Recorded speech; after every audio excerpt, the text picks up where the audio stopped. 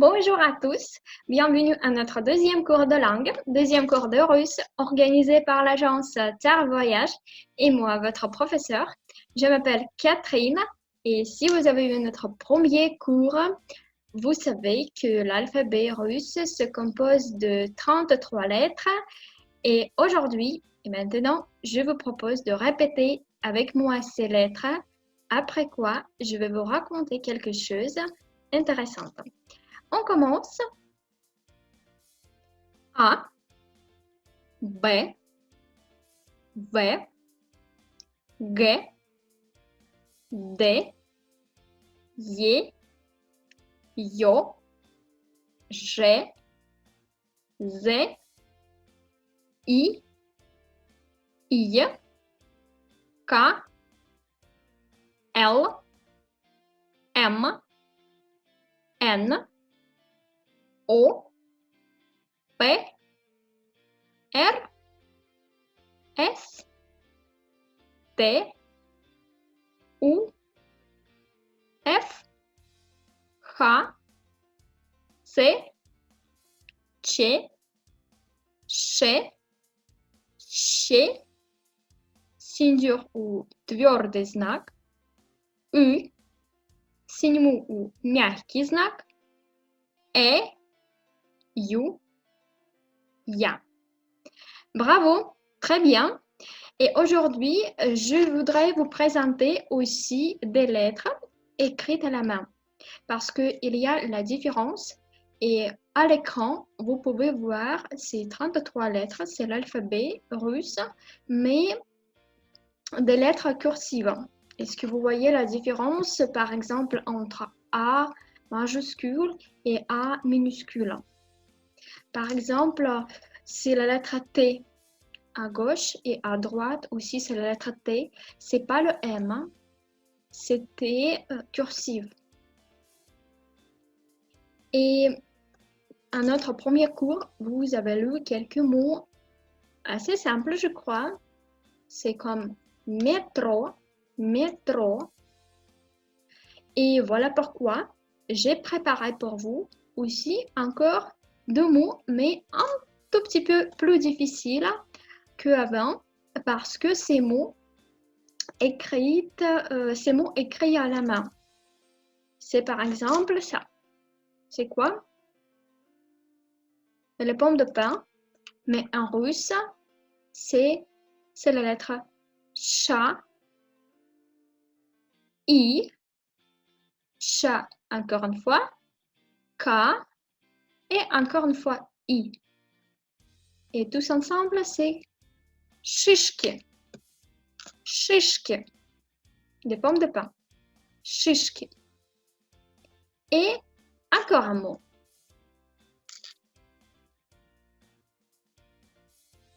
Est-ce que vous pouvez lire ça? Ce mot existe. Et est-ce qu'il y a la lettre A par exemple? Oui. À la fin du mot, il y a la lettre A. Est-ce qu'il y a la lettre M? Comme ça. M. Moi, je ne vois pas la lettre M. Mais il y a encore une fois la lettre Ch, la lettre I, mais c'est pas shishki, c'est pas shishki, shishki, c'est un chinchilla.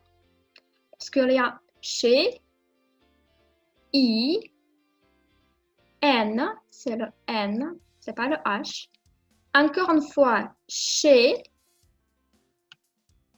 encore une fois, I, L, L et A à la fin. En chinchilla. Voilà, c'était un petit exercice pour vous. Mais je pense que maintenant, c'est l'heure de commencer à parler. Et nous commençons avec le mot bonjour. Bonjour. En français, on peut utiliser ce mot n'importe quand. Mais en russe, c'est pas pareil. Parce que il y a un mot général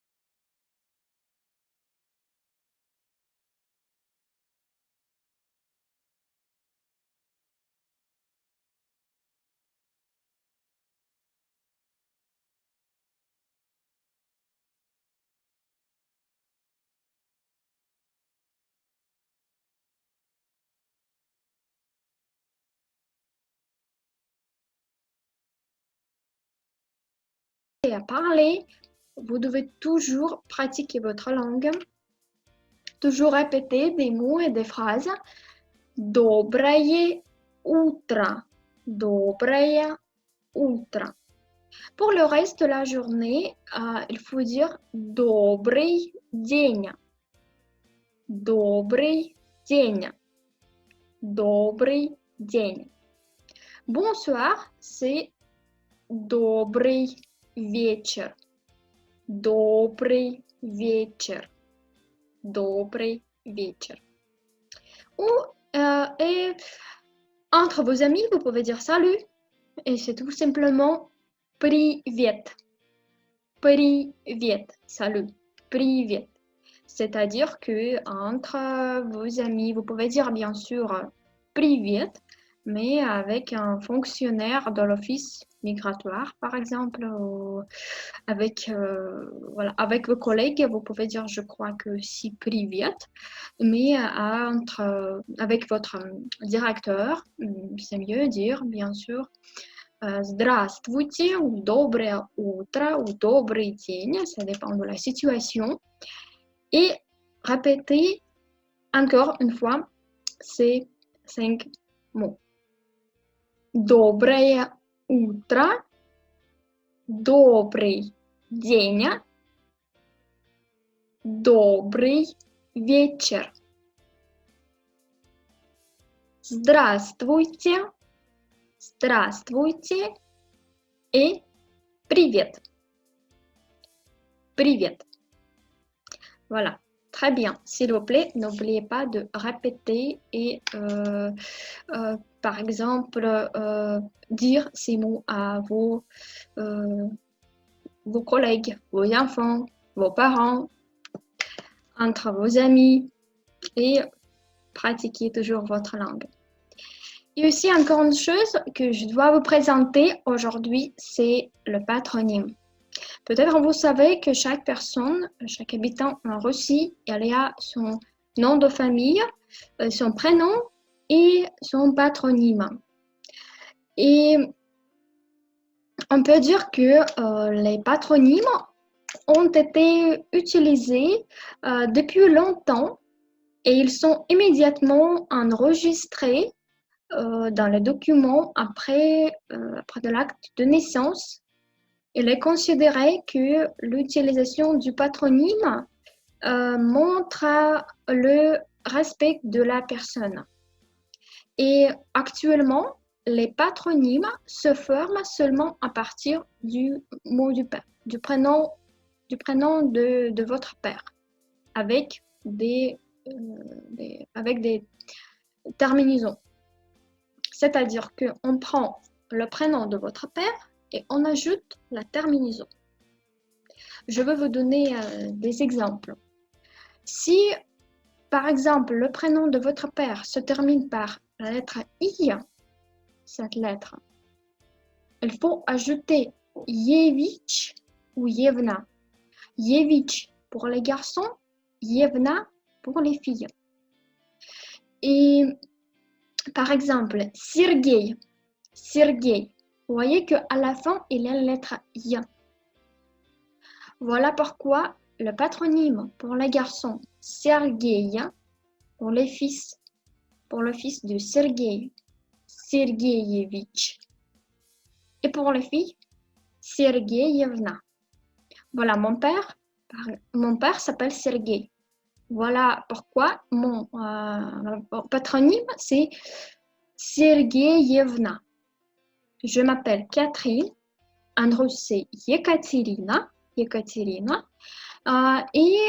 le patronyme c'est Sergeyevna, Yekaterina Sergeyevna, parce que mon père s'appelle Sergei. Si le prénom se termine par la lettre consonne, comme R par exemple, il faut ajouter Ovich et ou Ovna.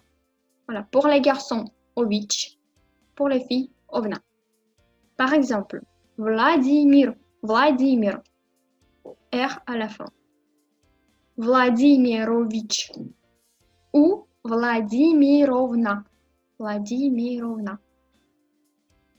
Et si le prénom de votre père se termine par la voyelle, il faut ajouter ich ou ichna. Voilà. Nikita, Nikita, c'est un exemple. A à la fin. Voilà pourquoi le patronyme c'est Nikitich et Nikitichna. Nikitichna. Mais on prononce Nikitichna, mais on peut dire Nikitichna. Nikitich, Nikitichna. Voilà ces trois exemples. Entre les amis, parfois aussi, on n'utilise que le patronyme. Par exemple, Piotr. Piotr. Le prénom de père, c'est-à-dire que les enfants, c'est quelqu'un, Petrovitch ou Petrovna. Et parfois, on n'utilise pas, mais c'est d'habitude, c'est entre les personnes plus âgées, peut-être, ou entre les amis, des vrais amis, on peut dire que le patronyme et tout le monde comprend c'est qui. On n'utilise pas le prénom, mais tout le monde comprend. Et pour notre deuxième cours, j'ai préparé pour vous aussi votre devoir. Je vous propose un petit exercice.